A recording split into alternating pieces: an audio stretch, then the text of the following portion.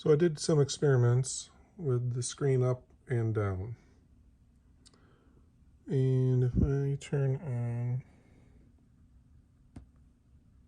minus 15 dBs, this is the front center seat. Never mind the actual shape of the curve. That's at 0 dB, so just more volume.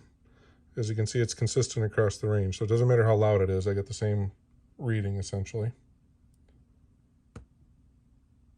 That's with the screen up.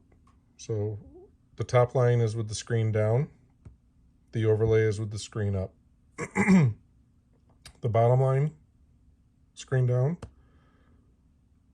The new line, screen up.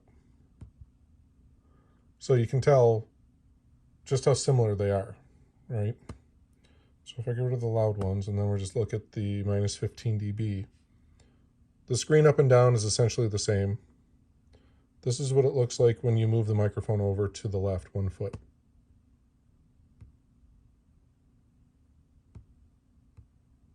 See the difference?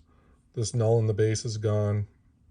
This null is less. There's a new null here, but it wipes out this one. This one's low, but not a null. And it falls off a little harder at the top end. That's just 1 foot to the left.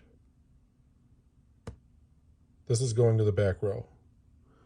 So if I remove the screen stuff and we just compare basically 3 different seating positions, you can see how wildly the measurements change by changing seats, but the screen doesn't really have an impact at all. That's really what I wanted to prove out, that the spandex screen that I built is in fact acoustically transparent. The speakers do not know that it's there.